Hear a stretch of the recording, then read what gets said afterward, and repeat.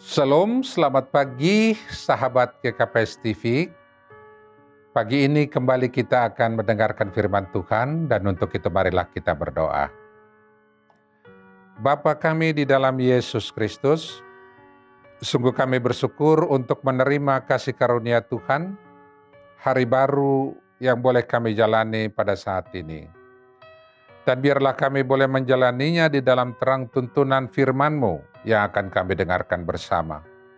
Sebab firman-Mu adalah firman kehidupan bagi kami. Dan karenanya ya Roh Kudus, terangilah hati pikiran kami, bukakan hati pikiran kami, agar kami boleh mengerti kebenaran firman-Mu yang kami dengar bersama, dan terlebih kami menghidupinya. Di dalam nama-Mu yang kudus ya Yesus kami berdoa. Amin. Sahabat GKPS TV, firman Tuhan bagi kita pada pagi hari ini diambil dari surat 1 Korintus 13, ayatnya yang ke-9 sampai ayat yang ke-10. Demikian tertulis di sana. Sebab pengetahuan kita tidak lengkap, dan nubuat kita tidak sempurna. Tetapi jika yang sempurna tiba, maka yang tidak sempurna itu akan lenyap. Amin. Sahabat GKPS TV, firman Tuhan yang kita dengar ini adalah bagian penjelasan Rasul Paulus untuk menjawab perpecahan yang sedang terjadi di dalam jemaat Korintus atas dasar atau dengan terjadinya pengelompokan-pengelompokan di antara mereka. Sementara lain, perpecahan itu sendiri jelas sudah mengganggu kesaksian jemaat atas hidup mereka di dalam Kristus. Terlebih oleh karena di antara mereka tidak dapat lagi hidup saling mengasihi. Sementara lain juga, Rasul Paulus melihat bahwa perpecahan tersebut terjadi disebabkan oleh berkembangnya pengetahuan-pengetahuan dan nubuatan-nubuatan yang disaksikan antar kelompok yang berbeda yang ada di dalam jemaat Korintus itu sendiri. Sementara pengetahuan dan nubuatan itu sendiri tidak berdasar kepada iman yang sejatinya kepada Kristus. Buktinya adalah buah yang dihasilkan dari pengetahuan dan nubuatan-nubuatan mereka itu tidak mempersatukan jemaat dan mendorong jemaat menghidupi kasih. Melainkan yang terjadi adalah perpecahan dan mendorong jemaat hidup dan giat untuk membenarkan diri sendiri atau kelompok mereka sendiri lewat pengetahuan dan nubuatan-nubuatan yang mereka saksikan dan yakini.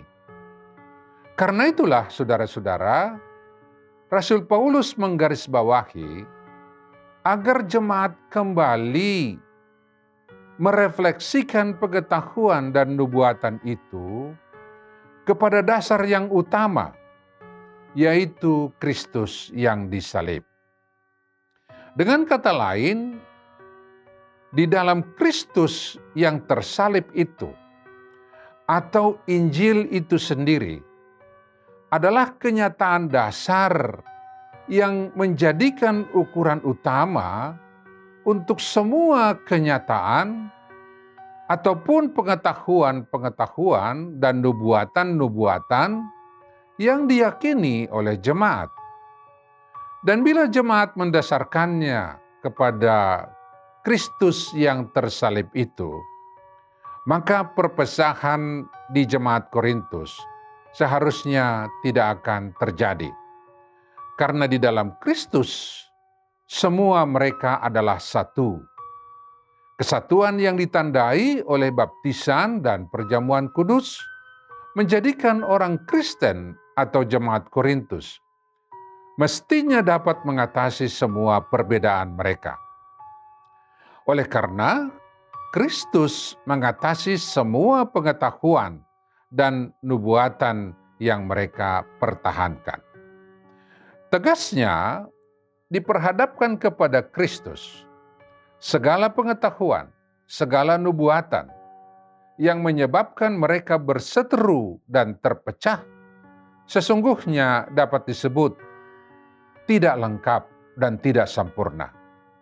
Dan karena itu, jika yang sempurna itu tiba, atau dengan kata lain, dijadikan menjadi dasar, maka yang tidak sempurna itu tidak perlu dipertahankan lagi.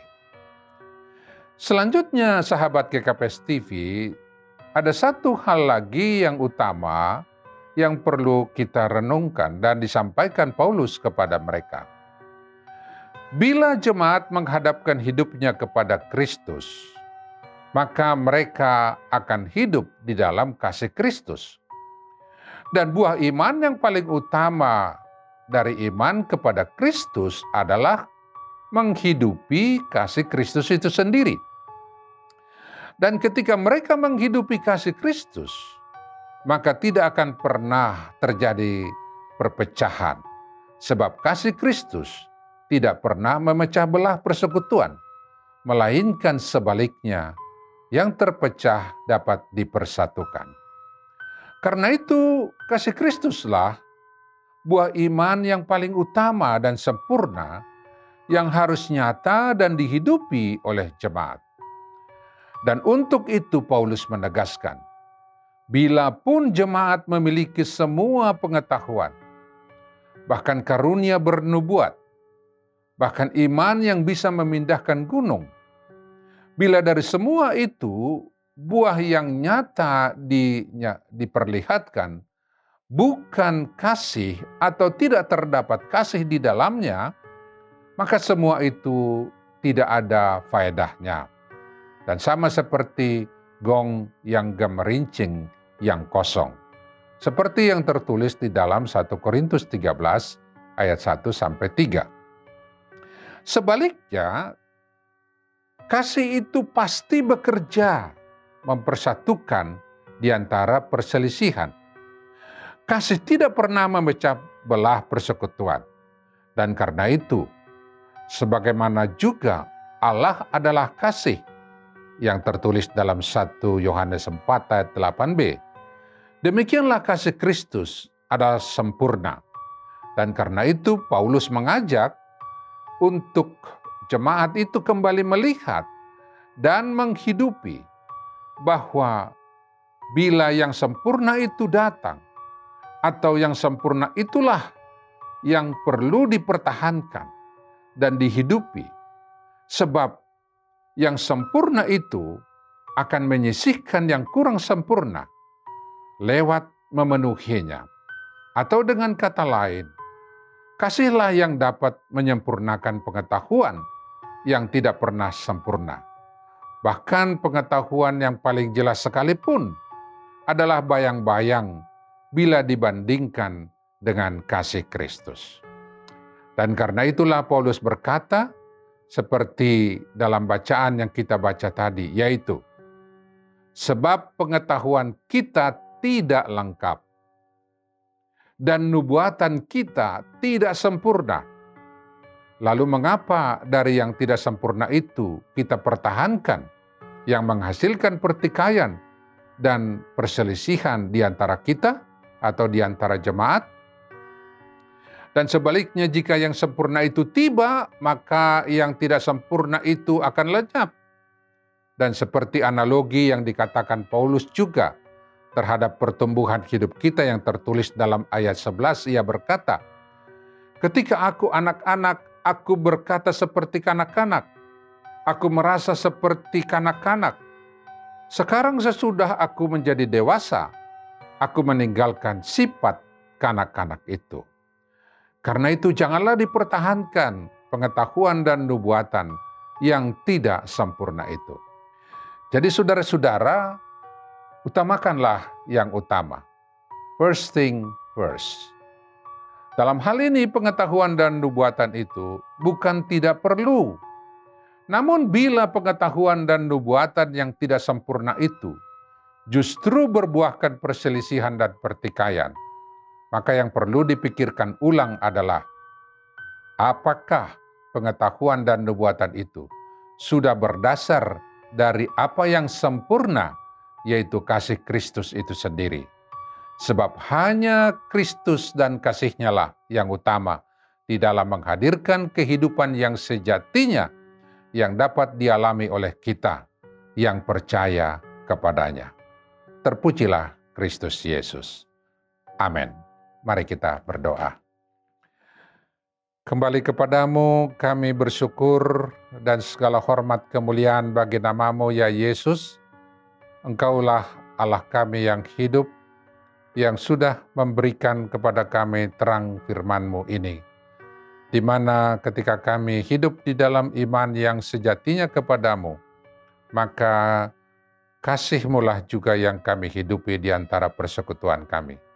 Dan bila pun ada pengetahuan-pengetahuan lain, nubuatan-nubuatan lain, semuanya itu adalah tidak sempurna bila tidak berdasar kepada kebenaran firman Tuhan, kebenaran Kristus yang kami hidupi sebagaimana firman-Mu sudah menjelaskan kepada kami. Terima kasih Bapa, karena itu teguhkanlah hati pikiran kami, baik dalam menjalani hari ini pun di dalam Engkau ya Kristus. Sebab di dalam Engkau saja ada kebenaran dan di dalam Tuhan saja ada kasih yang boleh kami hidupi. Dalam nama-Mu yang kudus kami berdoa. Amin.